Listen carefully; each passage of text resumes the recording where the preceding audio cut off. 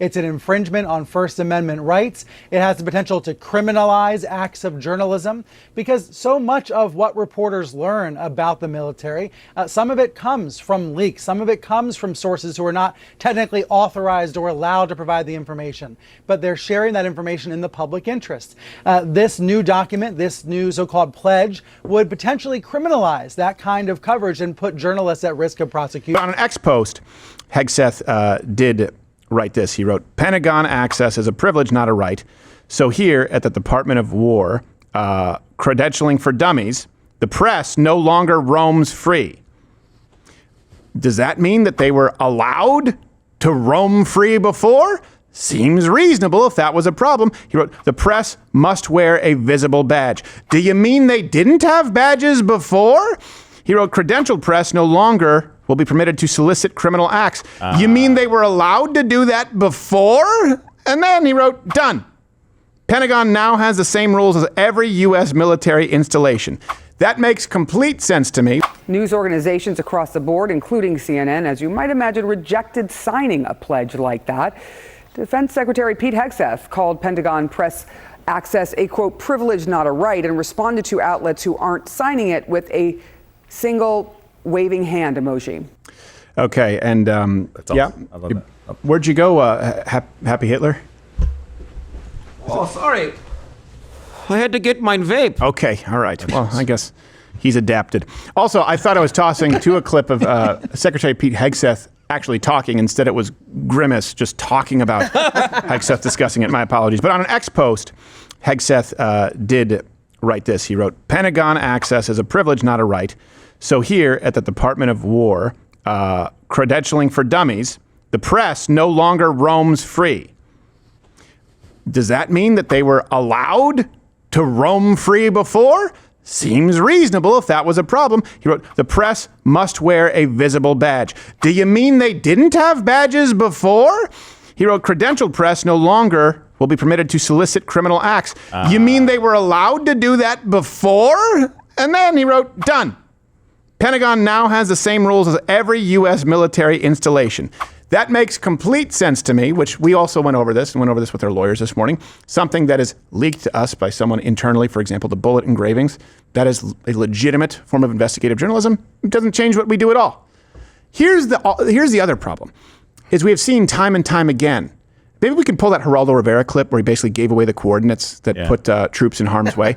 You know that those in the press will flagrantly disregard classified information, even if it puts military strategy or important information or, God forbid, troops in harm's way if it gives them a scoop.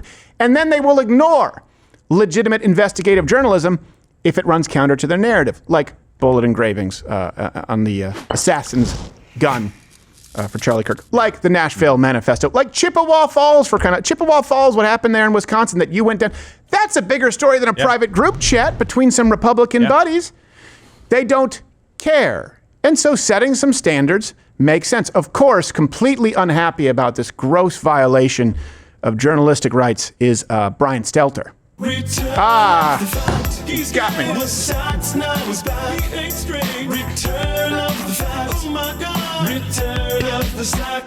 All right, Toolman, you brightened my day, but can you run the real clip now, please? Yeah, I gotcha. It's an infringement on First Amendment rights. It has the potential to criminalize acts of journalism because so much of what reporters learn about the military, some of it comes from leaks. Some of it comes from sources who are not technically authorized or allowed to provide the information, but they're sharing that information in the public interest.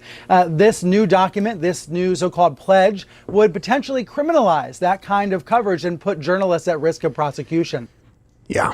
I think what Mr. Hegseth is doing is quite nice and generous. Right. We would put him on a train. Right, yeah, I know you guys didn't really handle the press quite No. as Not very generously. well. Why would we? No, yeah. That's fine. Right. Oh, wow. Yeah, Hitler's bad. Very bad. Still bad. The worst of it was when they were told to get their press badge, they have to work for 1 week as a National Guardsman guarding an ICE facility. So they're pretty upset. And Brian Stelter would show up in solidarity. Yeah, he's there. I hope the ice is on my nipples. Was that the Stelter soundbite? Yeah, but he's got a wife. Yeah, he loves her super hot bod. Oh, my God. Have you ever been here when we've gone through his Instagram?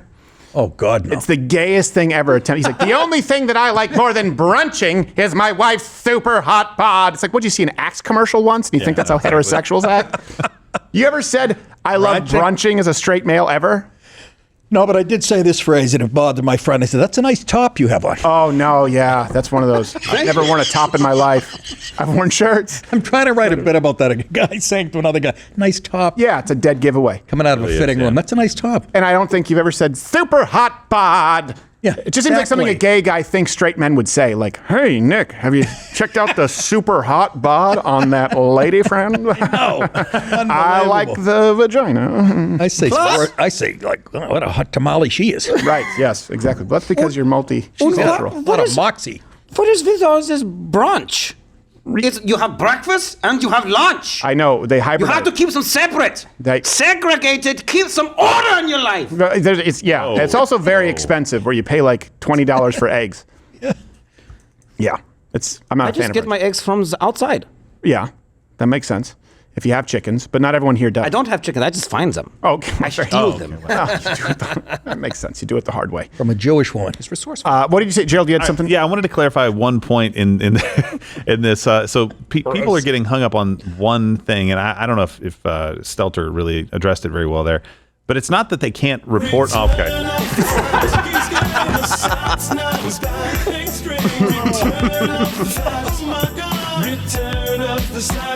Okay, it's not that they can't be leaked information and be able to kind of claim some protections under the First Amendment to be able to publish that information. It's that they cannot solicit that information. Right. And that may weigh in, you can kind of look at the bottom there. Such conduct may weigh in the consideration of whether you pose a security or safety risk. If you're encouraging people to break the law and to go out and get this. So there's a little bit of a difference. So what we do is, hey, if you have information on something that's going down and you're a whistleblower or something like that, we're here, we're available. And somebody else going, hey man, you should go get me a file on this. Yeah, exactly. You should go do this. That is a different situation. I think that's really all that Pete Hegseth is trying to do. And I don't know why news organizations are so anti signing on to this. Who did you say? You said didn't cover it well? Brian Stelter. Return of the fact. He's getting the shots now. He's back straight. Return of the fact. Oh my God. Return of the slack. I will tell you this. There are a few things in life that make me happier. Yeah. Not even the smile of my children, which is like looking into the face of God himself. It doesn't make me as happy as when I see a generic thread about Brian Stelter out there and someone posts that. Put it everywhere, boys. I want a flat screen of that on my tombstone. And just on a loop. God, is it creepy. The hamburger makes me hungry, though. Yeah. I became happy, Hitler, when I saw that for the first time. I know. It's just, it really does bring joy. Put a smile on my face. Maybe we could, hey, you know what? Maybe as we take chats, we could just check in real time Brian Stelter's latest Instagram post. Oh my God. All right, you can't do it every time. There are limits. Yeah.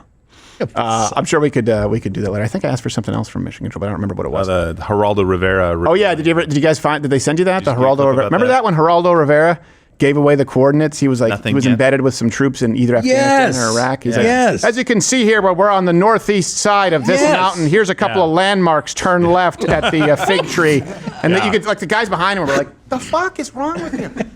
It's like, all right, we gotta move, guys. We gotta move. All of a sudden, there was a mushroom cloud behind him. Yeah, like, thanks, Geraldo. Gosh, yeah, he's an idiot. Now, if we can find that, it was a clip. I remember it was really clear that he gave away actual, if not coordinates, pretty close to it. It's like Clarissa Ward. I think it came up because she was back on talking about the peace deal, and I'm like, they still let her have a job. Like, I know. She jumped in a ditch because a bomb dropped 3 miles away with her crew, and then she also found a Syrian prisoner that was left in a cell that was obviously not a Syrian prisoner. Whereas I get sucker punched by a Union thug 5 times, right, directly in the face. People saying they're going to kill me with a gun, and they go like, "You're fine. You're a big guy. You can handle it." It's like, you were in a country where a bomb was also dropped one time at some period of, and you're claiming that you're in like you're the worst. I don't have anything more to say on that. Oh, you're still here watching this on YouTube. There's no more. It's over. Just like YouTube. YouTube is over. It's not a thing anymore. How many Seth Meyers clips do you need? Head on over to Rumble. Follow me there, live on weekdays at 11 a.m. Eastern, where we can actually speak freely and don't have to self-censor. YouTube it's really not a thing. Like, you ever seen one of those towns that maybe was like a mining town, or maybe they made some kind of alloy? You say, hey, I wonder what they did in this town. It takes a while to find a person who can tell you what they did in that town, and even then you don't fully understand it. That's YouTube. YouTube is that town. So go to Rumble.